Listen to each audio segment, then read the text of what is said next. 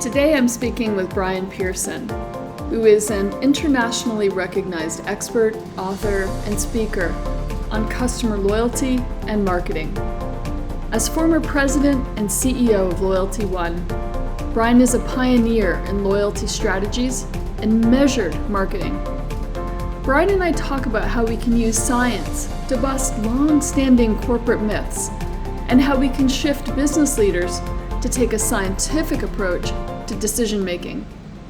So I am so happy to have a chance to see you and talk with you, Bryan. I've had a chance to work with you over the years, and it's always such a pleasure to be able to talk to a person who I feel very aligned with when it comes to understanding the power and beauty of gut in decision making. Don't want to, neglect that. Who understands the strength that can come from experience and that wisdom from having tried things in the world, but a leader who also understands how data comes in to play and that distinction between data and evidence as a different way, sometimes a confrontational way of understanding the world.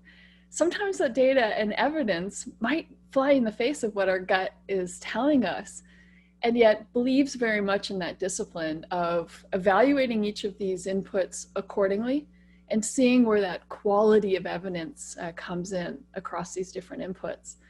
And I think I know where some of that comes from with you. I think it comes from the fact that you studied science. I'd love to hear that story again and understand how it shaped your business thinking.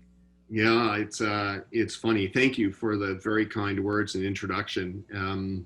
Maybe for better, for worse, I do have that real bug to kind of prove things out sometimes. And we have all sorts of colloquial ways that we talk about this world of intuition and kind of exploration in science. But it goes right back. It goes back to my youth. It even goes back before what you think it goes back to. So both my parents were medical doctors, and you couldn't sit around the dining room table and make a statement without backing it up with some form of evidence. That was sort of like, well, why do you feel that way? It was sort of the first question that came out when you were asked, when you raised something at the dinner table.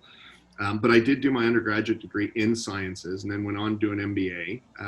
And I think my early days of strategy and marketing were really shaped by that combination of those two degrees, because the agencies would come in and present things, and I go, well, what's the evidence, and why do you have a belief if I spend more money on brand advertising that I'm going to grow my market share? And they would traipse out all sorts of fancy people out of New York offices and to try and convince me, young product manager, as to why these things were actually factual. But that I was frustrated with marketing, Kelly. I mean, I really was, because I think it was highly intuitive and sort of gut-based and creatively based. And you looked for the results in your sales numbers, but the real understanding of what was happening with the consumer was something that was done through market research, but not through experimentation. And when I discovered marketing direct mail, the very early days is pre-loyalty, that's when all of a sudden the world kind of opens up, because you start to be able to have something called a control group, and that harkens right back to science, right? So yes, you're very correct that it's well entrenched in who I am and the training that I had very early on. And I think that when I stumbled upon initially database and direct marketing and later loyalty-based marketing, I kind of found my home, because I just felt very comfortable in that mix of creative and analytics. It's such an important journey that you've been on, and there's so much for us to talk about here. There always is, Kelly. We always go into these wild and crazy sort of departures into different zones. So why should this be any different? I love how you were able to put the data science aspect of the technology journey, that you were there at the beginning. That's that ability to take these observations in the world, to see these transactions, and actually have that as data. We're a long ways away for many companies, when things were done by paper and there was no database to step back and analyze other than their intuition or their years of experience. And so now we had data to really power that up. But what's so, I think, revolutionary in the way that you see the world is you drop the word control group. Yeah. And there's just such a revolution in just that simple concept. And I think that there's a lot of work to do because so many marketers bring, I think, a beautiful way of seeing the world, a beautiful way of maybe wanting to tell a human story or try to have a better understanding of human needs and communicating with customers and creating that value proposition story for a company. And those are all awesome things. It's not just about making the widgets and selling the widgets. It is about caring for that customer. And that is an awesome spirit that our marketers and our advertisers bring. And on top of that, an understanding of aesthetics and the technicalities of distribution and all of that good stuff.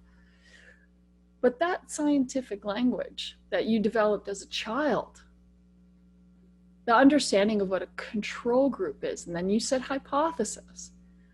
This is not vocabulary or a philosophy that people are comfortable with. And yet, I think we share the view that this is the most important way that we need to understand the world and challenge what we believe and challenge what we even think we see with our own eyes. In your experience, what drives that fear and what has been successful in helping you, because I know that you're working with CEOs and CMOs all over the world, all the time having these conversations. And I know a lot of them that you're talking to, are now sitting at the table and you're not the parent. I don't mean to do that, to marginalize, the leaders that you're talking with. The gray beard, yeah. But now you're the one, leaning in and saying, how do you know? Yeah, yeah. So what's that been like for you? I think even when I was a lot younger, I seemed to be the one at the table trying to push people down this spectrum of really having a data-based approach. And what I mean is not database, but data-based basis to what the belief systems were. And let the numbers and let the behaviors of what the consumer was actually doing really pave the way to inform what we should do. And I think what's interesting, I'm going to go down two tangents. One tangent is, and you can remind me if I forget one, but one tangent is down the migration where everything old is new again. What I mean by that is, when we first started working in the loyalty space and starting to shine a light on who was actually shopping and how often and what did they put in their shopping carts and what did those behaviors tell us about the dynamic of what was happening in a store, it was a world where the mindset and the retailer was really a pilot high and watch them buy. It's kind of like I have this very efficient means of communicating that chicken breasts are X and broccoli's on sale, and I put that out in the marketplace, and it costs me, a fraction of a cent to put one in every door around in the catchment area of the store. And what's been interesting is that we went through a little period where there was a balancing act on the efficiency of marketing versus the efficiency of a more data-based approach, a more thoughtful approach, where there was real value because, to your point, when it was paper-based and you're putting a stamp on a piece of paper to send out an offer to a consumer to personalize an experience, that actually cost a fair amount of money relative to a flyer. And so what happened was that you really wanted to get it right. So you did have this element of time and the ability to do test and control and understand which offers perform best and then do back tests and all this sort of direct marketing lingo that I can throw at you from way back in the time tunnel. Then we went through a period where I think digital marketing started to take off. You had the efficiency and you had the ability to do the targeting. And that was kind of the Renaissance period where all this happened. And then advertising shifted to online advertising. You had the rise of Facebook and Google and the reach and the targeting capabilities that were there. And it's almost like the flyer reborn. I think what happened for a period of time is that people were crafting a customer experience, and then they were basically hammering away through a new form of mass advertising, which was super efficient because the cost per click was nothing to throw things out in the Google sphere or in Facebook to target consumers. And I think it became thoughtless again in some ways. Do you know what I mean? There was an element, thoughtless might be too strong a word, but there was an element there of just back to pilot high and watch and buy. I can kind of push things out en masse, and if it doesn't work, I'll just do version B and version C. And what I think we're kind of seeing as a tide shifting again back to things becoming more thoughtful. Customer journey mapping, customer experience being a competitive differentiator. People really trying to understand the dynamic of the consumers, become more segmented around the micro segments that are there, and become more intelligent again. And that's kind of trending what I see actually happening. So I think that's one, is a sort of cost of media, cost of acquisition, cost of how you actually create the outreach. I think the other thing is you needed a seed change to happen in the boardroom. I remember sitting back about 2 decades ago trying to push water uphill on this idea of using data and thinking about what's really happening and doing specific targeting and testing to see which offers might resonate the most, and having a struggle in getting sometimes the dollars and cents versus the efficiency of just push it out in the flyer.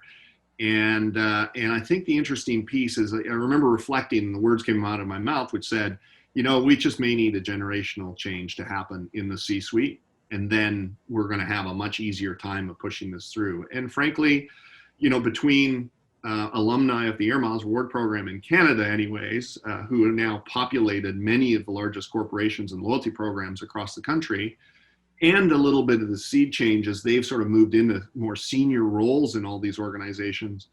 I think we have one of the most interesting markets in the world when it comes to loyalty points, how these programs are used to architect experience, and what's actually happening. So both those things had to happen in order to get back to where we need to be.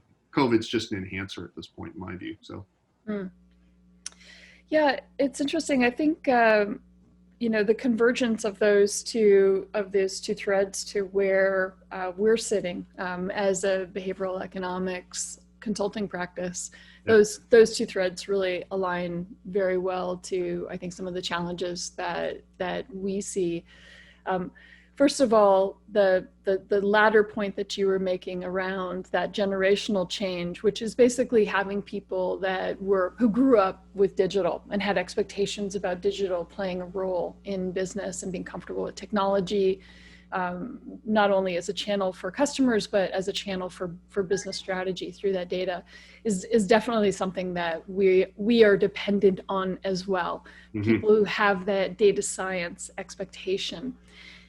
The second part is even more interesting and perhaps a greater opportunity for us. And that's the first part that you were talking about around, it's one thing to be able to put a lot of content out there, trial and error your way through it. I like to use the analogy of you throw spaghetti at the wall and you see what sticks.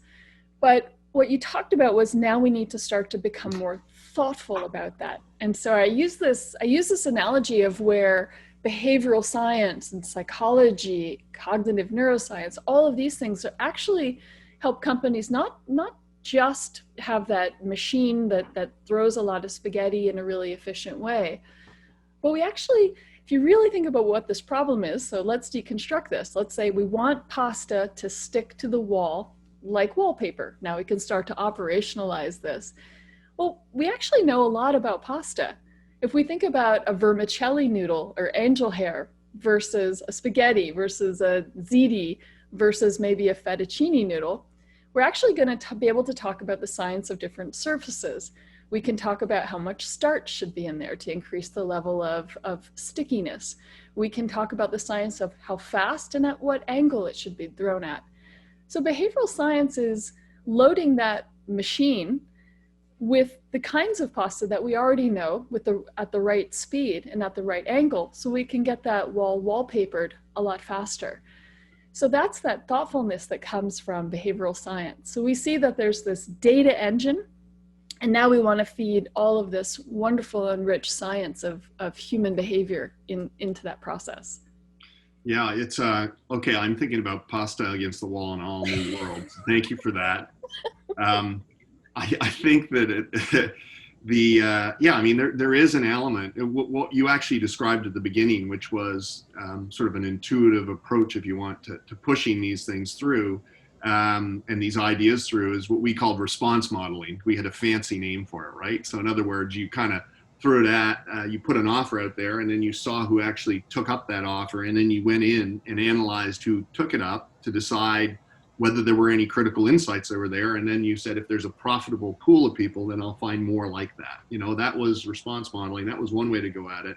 I always like the other way, and it maybe is because of the science background, was the create a hypothesis, to think about why that would occur, and then effectively A/B test, test and control, whatever it is, and effectively start to see which messages or which approaches sort of had a resonant quality with the consumer. It is why years ago when you came and knocked on my door, I went, you mean there's a whole practice around this? There's a whole methodology around it. And I know you guys have done a phenomenal job over the years of refining how you break these things down and really approach the problems and garner the insights and figure out how to get there. But you know, my thoughts have always been that behavioral economics, you know, in a lot of ways is it provides the why, right? And we always said, and I'd love to hear your comments on this, is that there's always this say-do factor in the consumer. And, you know, in the early days and even more recently, you turn around, I mean, we just did a study trying to understand, are consumers more conscious of how socially active companies are in how they look at making purchase decisions, right? So we went out and surveyed that, and sure enough, you know, it had gone from like 16% to 27% of the population was saying, I shop more post-COVID with companies that have an identifiable expression of something they're doing with social. And that number goes up to like 42% in 18 to 34-year-olds. Okay, so you go, okay, great, that's interesting. But there's always this famous say-do factor, which is I can turn around and say I'm doing it, but what really drives and what is the real, you know, behavioral aspects of what goes? And so for me, I always look to you guys and say you're the science in the psychology behind what really is going through the consumer's mind as they go forward. I think that's fair, right? Absolutely. That is definitely it.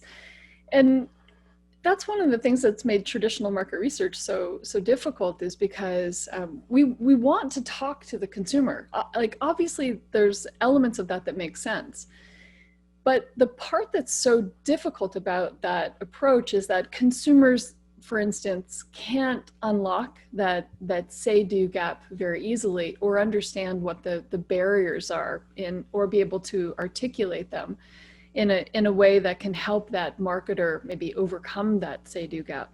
So it's not that using focus groups isn't useful in some capacity, but to validate strategies, it's a very difficult way. It's wonderful for exploration.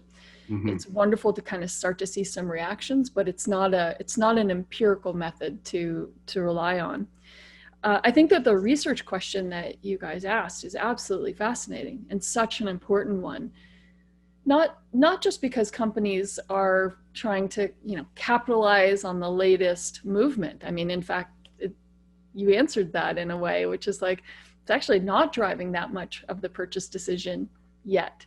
And yet companies are leaning in further and further on trying to sort of do the right thing. We make our products and services, but we're trying to do that as ethically as possible across multiple dimensions, whether it's fairness through fair trade and how workers are compensated along the value chain, whether it's environmental commitments and improving sustainability practices, whether it's better pricing and fairness and transparency for the customer themselves, and so on.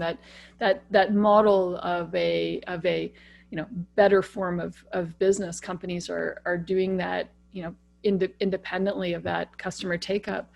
But we have to understand even when customers say that those are the things that they want, how do we actually not drive them to follow through on that, but to drive through to actually help this be the way that we all achieve what it is that we want, which is companies that are more committed to sustainability and those better outcomes. So how do we overcome that gap? And behavioral science does give us those insights. It does help us understand why it is that we have that say-do gap. But additionally, it helps us to provide the mechanisms to drive the behavior change. What would help us overcome that say-do gap? Sometimes we think, well, maybe it's just a matter of price. This better product is more expensive, and so that becomes our barrier. Or maybe they're not aware of that social sustainability angle or whatever the benefits are being developed here. We want to look beyond, maybe pricing and financial incentive issues. We want to look beyond education issues. We want to look to other ways that we can design a choice architecture that would nudge that gap. Right. Yeah. It's, it harkens back to an old test that we did. So we always believed in Air Miles, which is a coalition multi-partner program, that there was a network effect, right? And that for some reason, the consumer, when they saw the brand or offer in the realm of a bunch of other offers from very reputable brands, that there was an umbrella effect, and it sort of lent itself that not only was that an accelerant for collecting the currency, but it was also had kind of a positive halo effect to, I can trust this brand, or I'll pay more attention to the offers that are there. And we got pushback from one of our major customers. And so we ran a test where we basically sent out almost the same letter form with an invitation and something with an offer at the end for a certain product or service. And we just did it from the one company on its own. I'm not naming them on purpose. And then we sent out another version where we had that offer included, but then there were 3 other offers from some significant brands, other brands that were in the program. And our response rate, and by the way, the offer from the questioning brand was exactly the same in both documents. The only thing that changed was the addition of these other brand offers that were there. And the response rate to the multi-partner offer versus the single partner offer was 2.5 times what the single partner offer was. So there was some dynamic there. And I think, again, this is back in the time tunnel, but it comes back to the conversation which says what we didn't unpack is really what is the real dynamic that's happening psychologically with the consumer, which is causing, we had the evidence which showed it happened, but we didn't really understand the dynamic other than we could hypothesize. It might be about there's more value, or it might be that there's this halo effect of other brands saying you should trust this brand or whatever. But we certainly created these great artifacts over time. Yeah, that proved out time and again, right? They proved out time and again. So yeah. I think one of the other things, so obviously there's a very technical element to the story that you just told, right? Yeah. There was again, you used hypothesis and you used control and you used data and you ran an experiment and you ran these transactions and you were able to draw an inference and make a conclusion. Yeah. And then that informed your strategy. And I think we need to overcome people's fear of that. We need to help our creative marketers overcome their fear of, there's a lot of technicality to all of that.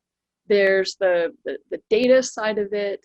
There's the technicalities of, okay, well, how do you actually go about designing this kind of experiment? Is it a day? Is it a week? Is it, how do you actually do all of that stuff?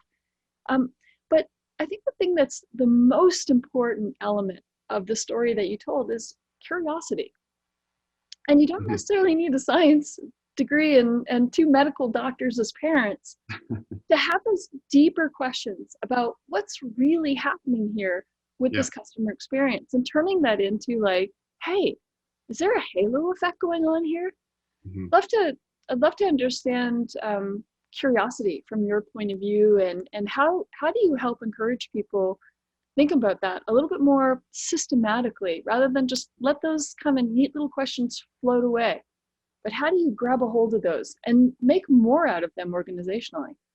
Yeah, I think it's, for me, it starts with two pieces. One is it starts with observing and thinking about the industry and what are the dynamics that are happening at a higher level of abstraction. What's happening in the grocery world, and what are the dynamics, and where do people tend to be shifting their shopping, and when COVID rolls around, how does that dynamically change? But for me, the real interesting work starts to go once you get into the customer and segmenting the customer base and really starting to understand and find these pockets of behavior that you can't really reconcile. Do you know what I mean? It's like, why is this actually happening? Or what is it about this group of consumers which is foundationally different than this group over here? And the advantage we have today versus where we were a decade ago or 2 decades ago is the volume of information that exists and the tools that are out there, like artificial intelligence, those kinds of things are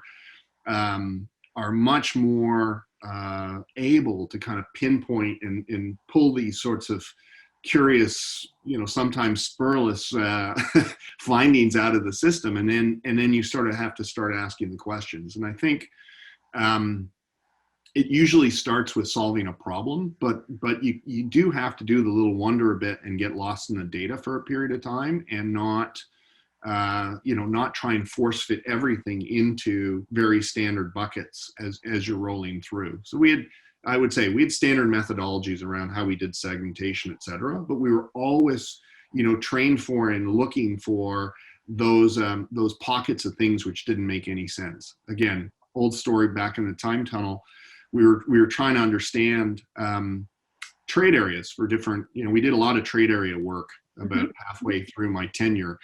And one of the ones we did, which is completely irrelevant now, was video stores. But you could use fast food as a proxy for it if you wanted. And we were trying to understand why trade areas dramatically changed. And they didn't have sort of a consistent, it's like a kilometer around the store. And it all had to do with drive time. Like people were willing to go to the store to pick up and drop off. And the maximum time allotment actually get to the store was about 6 or 7 minutes.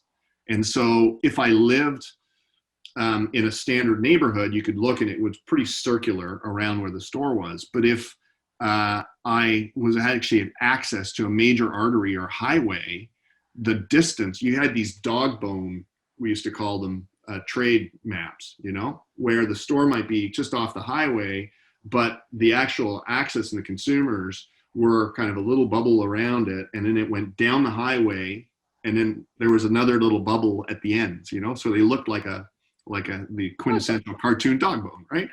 And you sort of scratch your head at some point and you go, what's the real dynamic that's underneath this? And that's sort of prehistoric behavioral analytics, which was the mindset that I'm only willing to do X number of minutes. And so the real defining factor was time, not distance to the store. It was the time it would take me to get there. So I think it's that's just a little example of not necessarily having a very scientific approach, but in the course of working through something, discovering, a very key insight that may or may not have come up through the market research piece, and really getting down to be able to quantify, what was that unit of time realistically, not because the consumer said, oh yeah, I'll drive 10 minutes to go, pick that up, but really being able to get down and say, no, it's actually much tighter than that. And how does that drive your decisioning around network planning, or, how Netflix does matter because you've got, 6,000 streaming channels now. So, but at the time, but does that work for fast food? Does it work for coffee? Does it work, what are the dynamics around that? And how does the data actually, start to pop things up?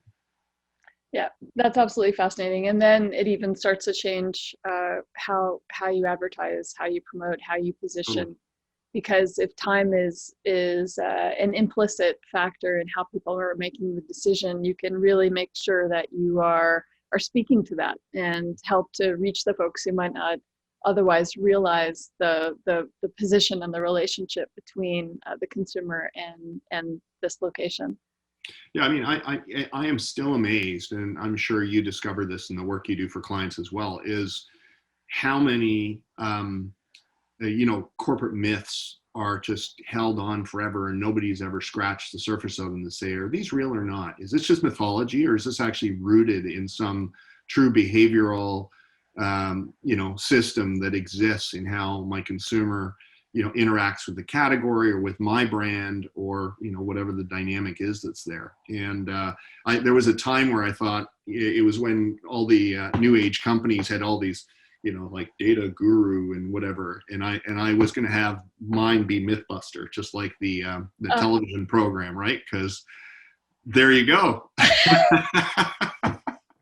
But that was right. Yeah. It's like I used to go into the corporate environment and they'd say, these are our 5 foundational beliefs that we build everything we do from a promotional standpoint or whatever. And you'd go, okay, which one of these do I want to take on? Because, the best way to demonstrate the value of data and insight and sort of consumer was actually to take one of these things apart and say, well, yeah, you're about 20% right, but here's the other 80%. And I can remember we did a pilot for a very major frequency retailer. And when we got the data back, the concentration of spend in the business, typical Pareto principle, 80-20, 20% of customers, 80% of revenue, and probably higher of profit. And we showed the repeat purchasing frequency and what volume of their sales was coming from a relatively small amount of their customers. And the executive just couldn't believe, go back and run the numbers again. That can't be right. Our customers are way more loyal than that. We see way more. And it's like, no, your dynamic is pretty well like every other retailer in the universe. So, that conversation really takes you down the path of, what are you going to do for those customers? How are you going to treat them loyally? What is it about the other customers that's preventing them from migrating up to the same purchase patterns? What is the psychology and behind, which is causing that dramatic drop between, your top 20% and the next 20, and what's, how do you fix that? There's so much growth opportunity for most businesses by accessing the next 20. So I think that this gets at one of the things that I think is one of the most fundamental elements of the principles of scientific thinking that ought to potentially be very disruptive in organizations. I think, people are trained to be obligated to have answers. And not having an answer is seen as a sign of weakness. It leaves you vulnerable, and it's risky in an organization. It's risky when your boss or someone else looks to you for the answer to a question and you say, I don't know. It's a very vulnerable position to put yourself in. And that's one side. And then the other side is the expectation is that you're coming to the table with ideas, solutions, innovation. This is what we ought to do, strategies, tactics. The emphasis is all on coming to the table with that. And I think that that's one of the things that's so fascinating about science is it's actually the exact opposite. Science is all about celebrating, the humility. It's about celebrating, I don't know. I don't know becomes, it's like, oh, I don't know. It's exciting. This is something that I don't have an answer to, and I wonder if anyone does. Has anyone looked at this? And the power in scientific thinking is in coming up with really good questions that haven't been answered before and challenging those pre-existing beliefs.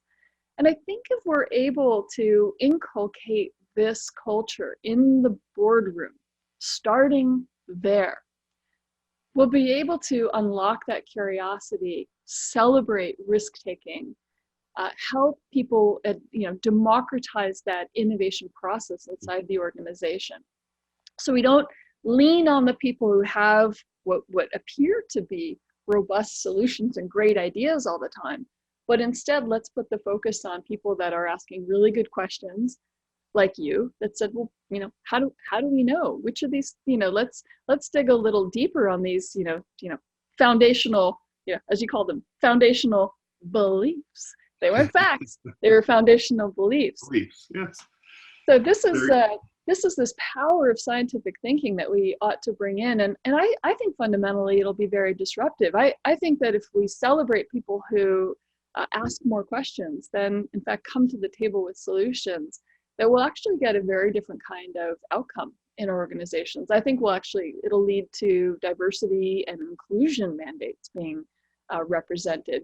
we have such bias in our culture to people who have those answers, who have that extroversion, who have that strong and powerful, force of personality, and that those are, wonderful attributes of the human mosaic. But unfortunately, inside of our organizations, it often leads to this kind of snowballing effect of like, he is confident, therefore he must be right, and he has a solution. But instead, it's what seems to be, the meek, the questioning, the curious, the humble, that might actually help advance finding that 80-20 and start chipping away at, first of all, that as the truth, and second of all, digging deeper.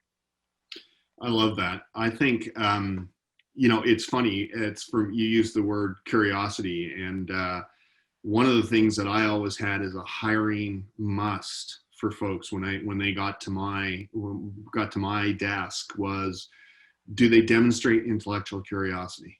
And that, in my mind, the be humble piece was clearly very important. That piece of intellectual curiosity was mission critical to me. And celebrating the people who said, I don't know, and celebrating the people who were questioning, and creating you have to create a vessel sometimes for them to actually be able to feel comfortable and do the experiments and get at things. And one of the things I did late in my tenure at LoyaltyOne was I created something called Zero Gravity Labs. And Zero Gravity Labs really was an inspiration. I can't remember who the speaker or the author was, but he talked about innovation in organizations, and that, most organizations, and it's a different way of saying exactly what you did, the T cells of an organization wrap themselves around new ideas and expunge them, because that's not the way we do it, or it's not our belief system, or it's not, whatever it is. It's just very difficult for real innovation to happen in larger organizations. And so I kind of reflected on that, and I said, I always worry about, all these technologies that are coming up, and, facial recognition and quantum computing. You can go through a whole list of these things, and it's like, I don't know what the implications are, but I can look over at my technologists and my marketers and my data analytics folks, and I can see that they're on the treadmill working with what's there. And yeah, the intellectual curiosity exists, but it's like this wide, right? And I need somebody who's looking like that wide. My hands should disappear out of the screen. And so I built the Zero Gravity Labs, and it was essentially an innovation spot which had no mandate other than we would meet quarterly and say, what's popped up on your radar, and what do we want to understand? And, Amazon Go gets launched. Okay, well, how are they actually doing that? Where's the technology in behind it? Amazon didn't build it all. So we found the universities where the foundation technologies were being developed, and then they started playing with it in a brick and beam space. It was outside of our corporate headquarters. It was also a means that allowed me to reach into the tech community in Toronto in a way that wasn't threatening. It's not like you're showing up at the RBC tower, kind of waving and going, oh my God, where am I going? That wasn't where our offices were, but hyper corporate, hyper whatever. It was like, I'm like you, I'm exploring, I'm trying to understand, I'm trying to create and look at where the future is going. And so that's just another form of really embracing kind of what we talked about, the curiosity piece, experimentation, and really trying to understand the implications and sort of, what's lying around the corner on where it goes. And we probably took 2 or 3 things out of that and kind of operationalized it into the business while I was still there. But it was just beginning to get, in my view, the kind of traction that we needed to refine the product over time. So. That's awesome. I spent a lot of time thinking about and trying to understand, what are the most pressing issues of, the leaders of our, Fortune 500, our Global 1000, in particular right now. And I certainly think that scientific thinking is a part of the solution, even though they haven't asked the question yet. And that unlocking that organizational curiosity and the willingness and the ability to challenge kind of the accepted wisdom. But another thing that I've been thinking about is I feel like we're at a period where we need restoration. We Mm. need recovery, and we need to rebuild. And so many of the things that we know and believe to be true have all been either disrupted or maybe even destructed. But where do we go from here? What should we be building towards? It's one thing to criticize maybe the World Health Organization, but what? So where do we go instead? It's another thing to challenge these organizations that we've built over the last, decades. But then, what do we put in its place? If there were things that were not that great, if we were questioning the status quo, if we were questioning experts, great, but where do we go from here? Because in absence of a vision of where we want to go as a society, I think we're gonna that disruption will turn into potentially us moving backwards into decay, to devolution. So where do you think that we ought to be going as a society? The scientific thinking, to what end? Right. Wow. Okay, how Sorry. long do we have? What a great question. Um, yeah, I mean, when you get to the World Health Organization, you might be punching above my pay grade in terms of what to do with the WHO over the next little while. Let me pull it back a little, and then kind of maybe I'll wind my way towards that territory. For me, I mean, what an interesting last 7, 8 months to watch what's happened in the world on so many fronts, geopolitically, from a leadership standpoint, what's happened economically, and then foundationally, what's happened with the consumer, right? And so let's start with the consumer. I mean, just the average person out there. This is a classic scenario of Maslow's hierarchy, pyramid of needs, right? You saw people really default and go right back to the bottom couple of levels. I need food, water. I need to make sure that I'm safely at home. I've got a roof over my head, and how am I going to keep that to happen from an employment standpoint? And at the end of the day, do I feel safe?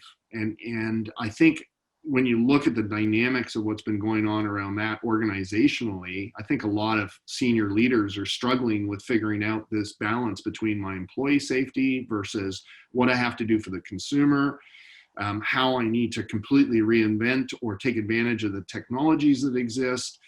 How do I keep revenue coming in the door? What happening to my supply chain? I can't imagine a period of time that's had more dynamic forces, striking on all parts of the business. Most of the time you're dealing with a crisis in one point.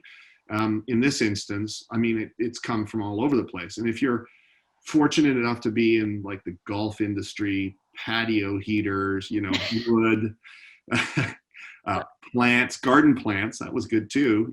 All those things that exploded that you couldn't find. Maybe you didn't worry so much about sales, you had supply chain issues, but I'd say that the vast majority of businesses, and especially when you look at small businesses, which make up a significant portion of the economy and employment for people, what huge challenging times they are. So, in amongst that has been a level of innovation that has actually, frankly, just shocked me. Like, you go back in time where we really didn't know how severe this was, and would you catch it because somebody ran past you on the street who had COVID and they were jogging, all the way to the point where now there's a much clearer understanding of how what's safe and what's not safe. And I think we've been able to open things up a bit with safety protocols. The first 2 or 3 weeks, it's like everybody went to ground. Oh my God, how are we going to manage this? Where does this go? What does this look like? What do I have to do? And then gradually you started to see, the human spirit kind of come to bear around the innovation that needed to happen, right? So you really wanted to see, how did they do click and collect? Things that had been, put aside in North America, in particular from a retail standpoint, were more vibrant in Europe and Asia, where they were using these multi-channel, omni-channel kind of approaches. All of a sudden, the North American retail community had to figure it out. one way or another. And, you know, I always, one of the things I love, and maybe this starts to wind our way towards some of the bigger questions that are there, is a little bit of the view of good, better, best. You know what I mean? And that, you know, so often CEOs and organizations and everything, they archetype everything that if I can't be the best, or, you know, we're not going to launch that because I don't want to launch something that's not great. It gets back to the principles we talked about of experimentation, just at a broader business level, right? And so, you know, why isn't it okay to go down a route of saying, I'm going to try this and I'm not going to get it all right? And, you know, is the world and my consumer and everything else going to understand that? Because I'm moving from good to making it better, to then, you know, refining it to be the best expression of whatever the functionality is that's there. And I think that, you know, that kind of mindset is what we've seen and what we continue to see in things like work from home. You know, how do you refine the system where all your employees actually aren't in an office? And when we go back to offices, because that will happen at some level, what does good, better, best look like in terms of practices of what it's like when people actually start to migrate back in offices? How do they feel safe? How do they work efficiently? How do they work in this hybrid environment where some people are in the office, some people are not? So I think when you apply that thinking and you get to the really big question, which is the WHO and sort of, you know, this mass, you know, how do we deal with this in a more constructive way? You know, maybe it's simplistic, but maybe those are some of the principles that need to be looked at. You kind of have to unwind what was there, because there's errors and issues and problems that were there, and you start to have to create a hypothesis of, you know, what were the failures? Where were the points where we didn't, you know, create the right alarm mechanisms or notification mechanisms? How do we, as an organization or a community of countries who support this, you know, kind of get back to the point where we start to design the systems with the right purpose basis to kind of get at the underlying concerns that have been identified by countries, leaders, you know, other organizations, et cetera. I think the piece that has to reign is really this view that the collective is better than the individual. And, you know, the biggest concern for me through all this stuff that's gone on is this entrenchment where everybody's kind of defaulted to self-interest, which probably somewhere in behavioral economics is a major dynamic, I'm sure. Maybe I should ask you that question. But this default to self-interest where the real balance, and I think part of the reason why Canada has had a very different response in a lot of ways to what we've seen to COVID in, let's say, the country south of the border in the US, is that you have a varying degree of participation and cooperation between the city, local government, state government, federal government. And in Canada, I think maybe because of mindset, maybe just because we're a smaller country and had to get it right in a different way, you know, there's a level of cooperation and a view generally that we're in for the collective. And maybe that comes back to socialized medicine and all these other things. So you need that same mindset and some leaders to kind of step up and say, you know, what is the role of the World Health Organization? How would the World Health Organization, you know, what are the gaps that were sort of laid bare through this particular pandemic? And, you know, what do we need to do to re-architect the system so that it actually not only addresses that, but maybe begins a migration of how we would prevent similar things from happening in other categories of medically related health issues that are out there. I mean, let's call it as it is. I mean, people had been hanging out there saying pandemic would be something which would be a significant issue. And, you know, certain governments basically took apart the systems that were actually designed to address and figure out how to manage it. And again, back to the innovative thing, one of the things I found fascinating, I think it was about 2 months in, was our Ontario Premier, Doug Ford, announcing that he was going to contract with a ventilator manufacturer in Canada who was resident in Ontario to actually manufacture ventilators. Well, you know, something's a little broken in the system when, you know, it's the same adage that we have in business. Everything defaults to, I got to buy it the cheapest. And maybe the cheapest isn't always the right answer when you look at the whole economy. And you can, you know, if you really want to get to it, you can call that out for everything from understanding climate change and plastics and all these sorts of things is, what's the full cost of these items relative to how we actually produce them, and what the downstream effects are of everything goes into packaging and whatever else, as opposed to really looking and saying, well, if we look at this with a different eye, with a different view to how we should assess the full economic impact or the full social impact of these things, do we really understand the whole cost?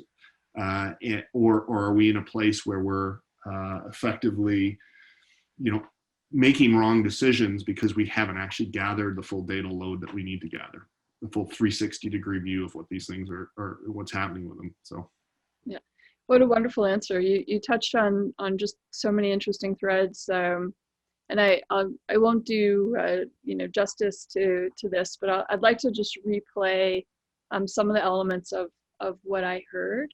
Yeah. So my question was, I feel like we're in this period of, it's been this, heavy, it's disruption, but it's a disruption that's been very destructive. There has been criticism of the status quo politically and socially on so many levels, whether it's tackling what is the role of the police in our society, where do we look to for healthcare guidance, what is an expert? All of these things have been subject to a very vicious kind of reaction, and to the point of, in some cases, just instead of disruption the way that we think about it, Joseph Schumpeter, disruption leads to creative innovation, but disruption that leads to destruction. And if our momentum is destruction and devolution, that could potentially lead us to a worse outcome than what we all want, or what many of us want, which is a more positive place. And I had asked you, to what end? And I think, you answer that, which is, purpose-based organizations that counter self-interest, which is part of this destructive trend, that are born through the spirit of cooperation, in it for the, how do we cooperate for the collective, and part of that, to what end, is being accountable to the full social and economic cost and benefits. And that is the equation that we should hold ourselves up to. Backtracking a little bit, if that is the goal, this purpose-based, collective, cooperative thinking that operates with this new equation, the way to get there is through this process of, we don't need to torch the whole thing. Let's stop. Let's ask the difficult questions. Let's challenge the fundamental principles that got us here, that got this institution here, whether it's the police or the WHO or the government or our own companies. What got us here? And we can collectively ask those difficult questions. We can start to take those things apart. We can start to separate out opinion from fact, which is the data support, in terms of objectively diagnosing what went wrong, so that we can then establish the foundation that we need for that collective cooperation to rebuilding something better. So I think that... wow, I wish I could have said it that way. Good job. Well, it's definitely something I've been mulling over, and I've been trying to figure out, and it's amazing how you did that. Like, I think very much about purpose-based organizations. I've actually got a book right here. I don't know if you've ever read this work. The book is called Greater Good. No. And the subtitle is How Good Marketing Makes for Better Democracy. Oh, interesting. And the professors, John Quelch and Catherine Jotz, they're on to other things. This is an old book, actually. But I think it very much supports the premise of another organization that we're very involved with, which is called Just Capital. And Just Capital is very much operationalizing the premise that we should move and can move from stakeholder capitalism to shareholder capitalism.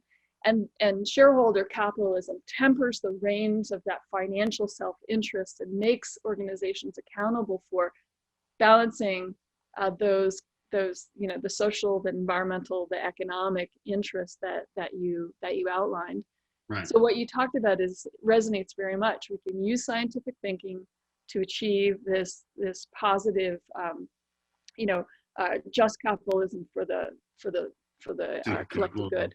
Yeah, I think it's, in the last article I wrote for Forbes, kind of went down the whole path. This is the research that we pulled on the numbers. Are people just shopping? It was a pure hypothesis, curiosity. It felt like there was a lot more conversation, but was that having an impact on how people thought about where they were guiding their consumer dollars?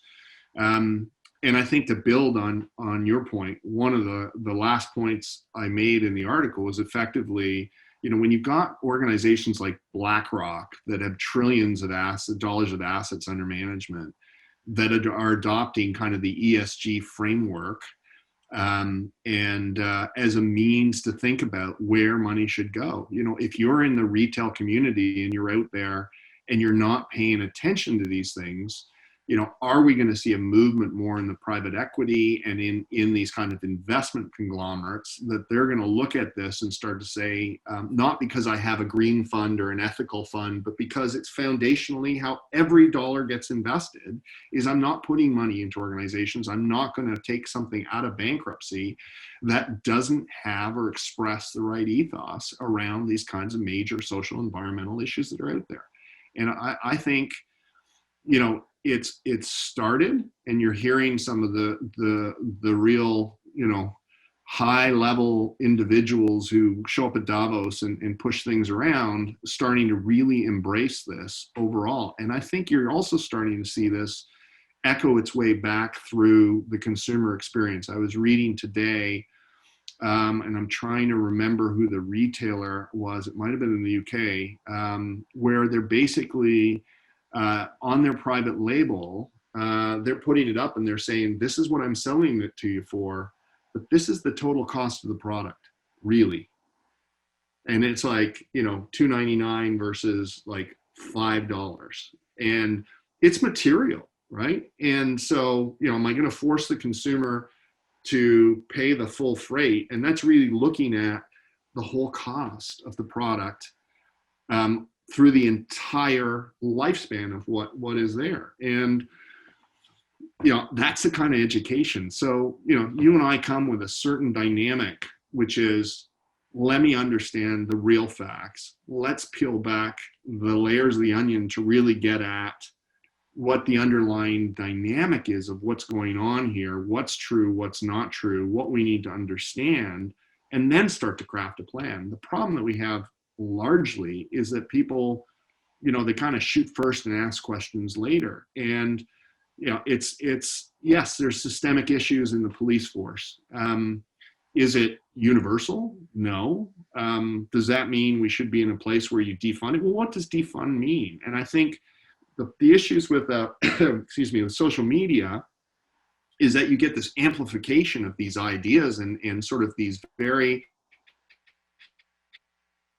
information and all sorts of things that go along. And we have to be more responsible as business people and as individuals who have our hands sometimes on the control of communication mechanisms on what gets proffered out there and pushed out. And that's for me the piece that's really scary is it's just not fact-based sometimes. And my wife was killing herself laughing the other day because the stats are coming out on this, that, and the other in terms of COVID cases and whatever. And I go, what's the damn denominator? Somebody give me the denominator, right? I was going apoplectic because there was no, a statistic without context is a number. It's nothing more than that. So what's the context around the number, which makes it, meaningful, and sort of puts it in the realm of where it sits relative to everything else. And then the next day, the New York Times published exactly what I was asking for. And we were like,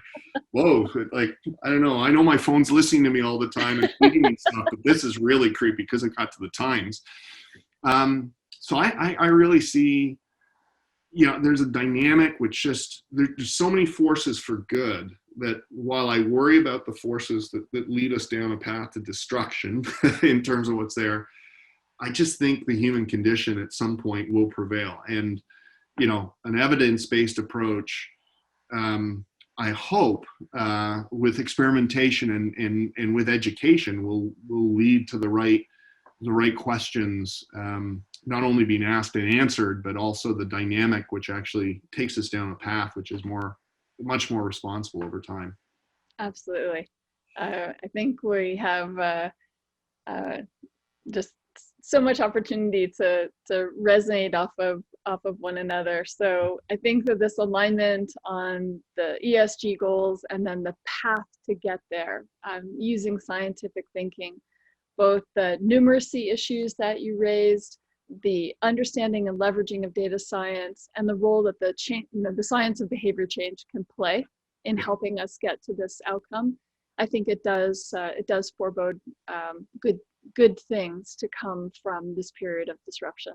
Yeah, it's you pulled up a book. I don't actually have it handy, and I think I loaned my copy to somebody. I never got it back, but there was a book that I think was very inspirational to me when I read it, and it's more on the environmental side. It was called Cradle to Cradle, and I don't know if you ever saw this, but the basic tenet was, why do you have to have a factory which dumps effluent out the other end from a manufacturing process which is toxic to the environment? Why can't the effluent be just water?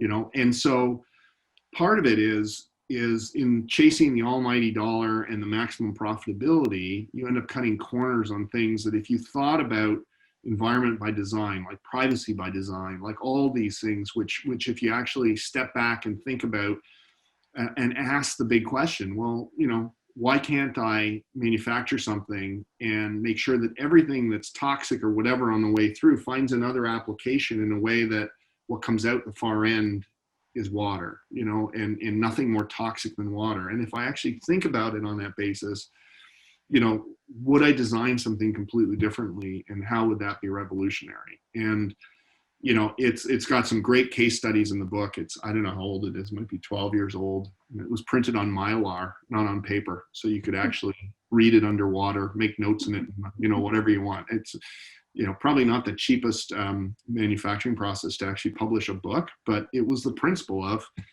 the book was completely recyclable, completely whatever, enduring, I don't know. But it was very thoughtful. And, whether it's, since I spend a lot of time in data as you do, I mean, there's lots of concerns around data and information and what's private and what's not. And, I get creeped out by stuff showing up on my phone that I've only talked about, never searched, because obviously somebody's tapped into the microphone on my phone and is listening to what I'm saying, and then pushing content out to me or advertising out to me. That really bothers me.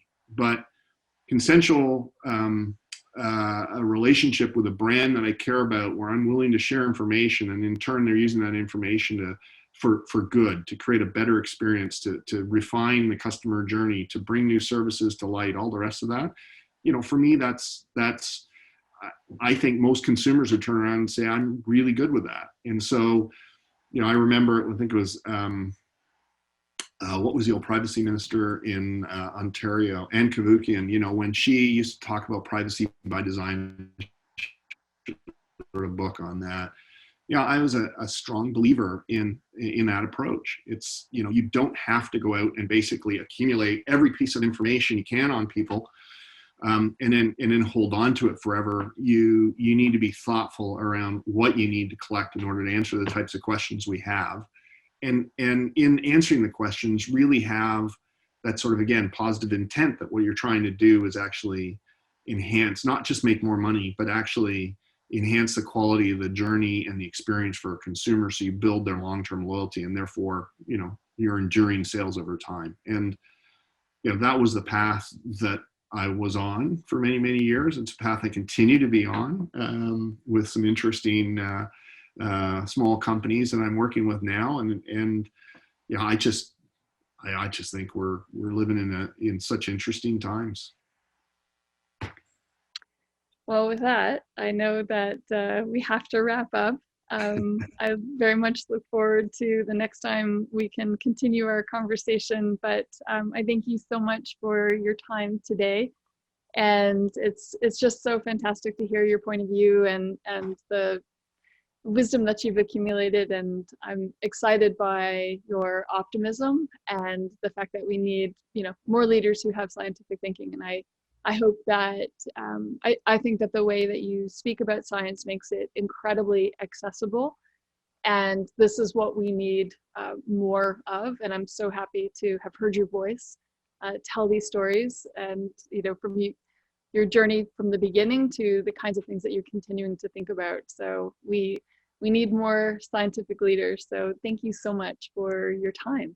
Well, thanks for giving me the opportunity to share. We never know what paths we're going to go down. Maybe you secretly know where we're going, but I always find these conversations to be thought-provoking, challenging, and if we can further the cause of science and business, then let's keep pushing. How's that?